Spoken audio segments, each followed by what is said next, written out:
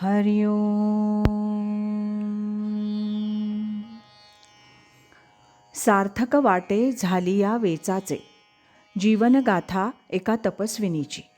या शीर्षकांतर्गत पूजनीय स्वामीभक्त डॉक्टर सुषमाताई वाटवे यांच्या संकलित आत्मवृत्ताचं वाचन आपण ऐकत आहोत. आज ऐकूया यातील प्रकरण 5, सद्गुरू कृपेचा परिसस्पर्श, याचा भाग 33. ध्यान मंदिरात. एकदा दुपारी 12च्या सुमारास एक भगिनी आल्या. त्यांनी आल्याबरोबर आपल्या जवळच्या पिशवीतून 1-2 फळं काढून माझ्यासमोर ठेवली आणि मला नमस्कार केला. मी काही विचारायच्या आत मला म्हणाल्या, शंकराचं दर्शन घ्यायचं म्हणजे नंदीला नमस्कार करावा लागतो. मला हसू आलं. मी त्यांना शांतपणे म्हटलं, तसं काही इथं नाही, पण आत्ता स्वामीजींची भेटायची वेळ नसते. भेटायच्या वेळी या आणि हे जे काय आणलं आहे ते त्यांच्या पुढे ठेवा. इथं काही ठेवण्याचं कारण नाही. मग त्यांना भेटण्याची वेळ सांगून पुन्हा येण्यास सांगितलं. नंतर विचार मनात आला की त्या भगिनी असं का म्हणाल्या? त्याचा अर्थ इतरत्र असंच घडत असावं. साहेबांची भेट घ्यायची तर दारावरच्या शिपायाचा हात ओला करावा लागतो. त्यांनी नंदीची उपमा दिली खरी, पण त्यांना पर्यायानं हे सुचवायचं होतं. मला वाईट वाटलं. ते लोकांच्या या समजुतीचं की संतांच्या दर्शनाला येताना त्यांच्या जवळच्या व्यक्तीला लाच द्यावी लागते. असं म्हणतात की रामकृष्णांची भेट घ्यायला त्यांच्या भाच्याला हृदयला पैसे द्यावे लागत. रामकृष्णांना हे लक्षात आल्यावर त्यांनी हृदयला समजावलं होतं, पण त्यांनी ऐकलं नाही. शेवटी मथुराबाबूंनी हृदयला एक दिवस हाकलून दिलं. त्याचं रामकृष्णांना वाईट वाटलं. संतांच्या जवळ अशी मंडळी, देवाजवळ बडवे, पुजारी पैशाचे लोभी असतात, याचं वाईट वाटतं. आमचं भाग्य आमच्या मनाला तशी दुर्बुद्धी कधीच शिवली नाही.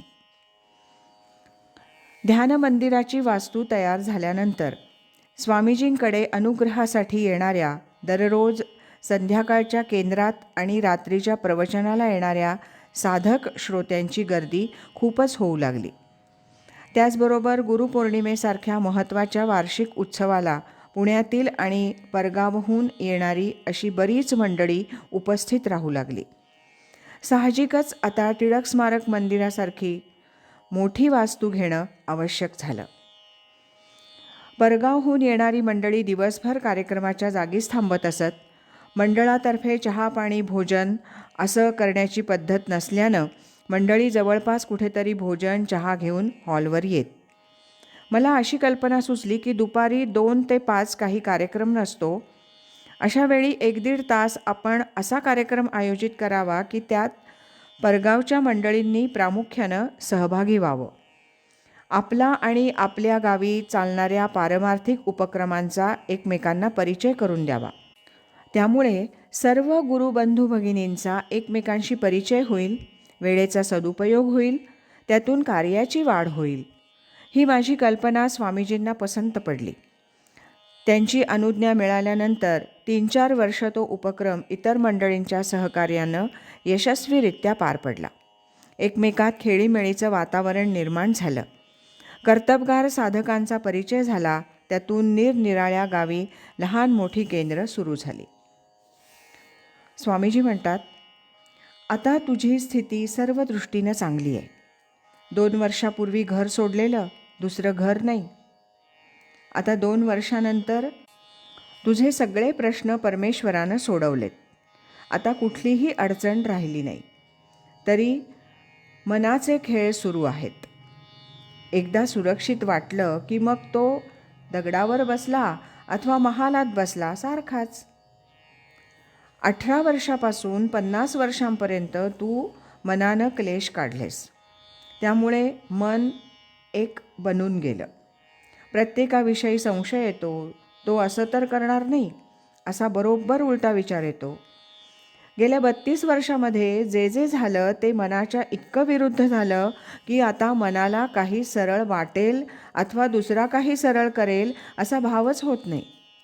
त्या उलट सरलाताईंचं, त्यांना वातावरण इतकं चांगलं मिळालं की जगात कोणी वाईट असेल असं त्यांना वाटतच नाही.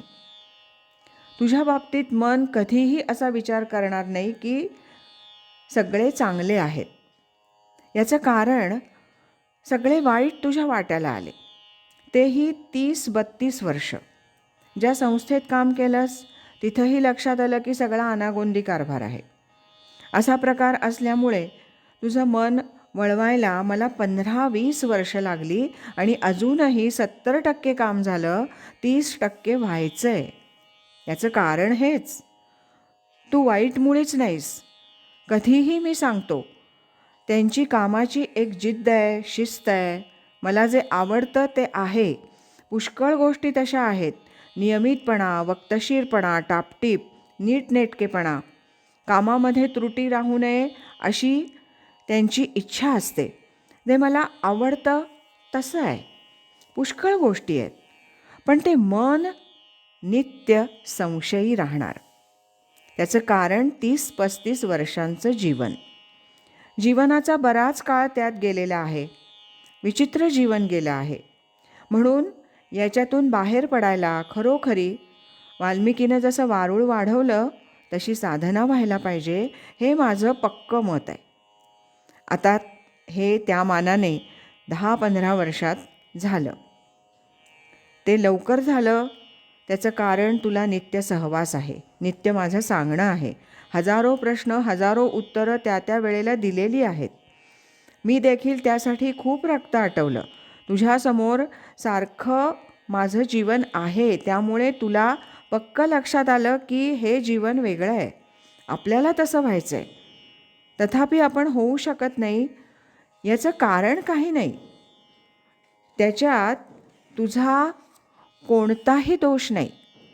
हा दोष सगळाच्या सगळा तुझ्या परिस्थितीचा म्हणा, नशिबाचा म्हणा. त्यावेळी सगळ्यांनी विरोध केला होता, पण काय जे पूर्वजन्मीचे ऋणानुबंध होते. 36 वर्ष अशी गेली.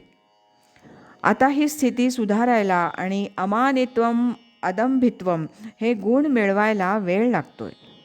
आपण जसा तसाच तो, आत बाहेर काहीही नाही असं होणं फार कठीण. ती जिद्द धरून तू करते आहेस याचंही मला कौतुक आहे.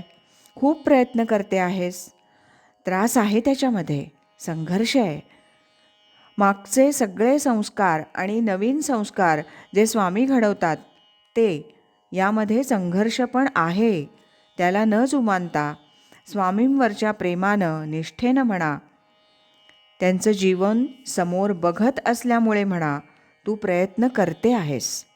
स्वामींकडे कोणी येवो, शत्रू मित्र सगळेच स्वामींना आपले वाटतात.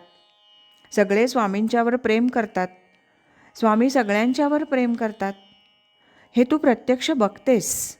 एकेका व्यक्तीसाठी जे काही करायचं ते मी करीनच करीन, याविषयी काही शंका माझ्या मनामध्ये नाही.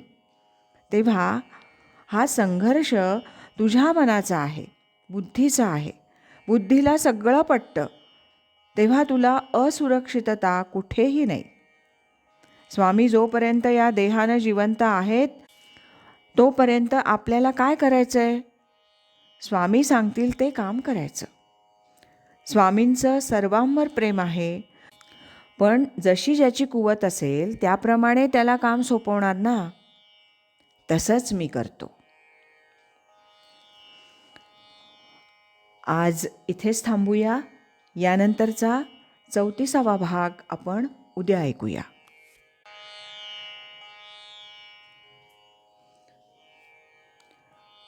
अखंड करी सोहम ध्यान,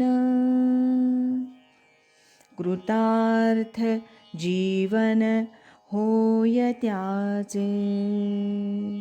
हरि ओम तत्सत.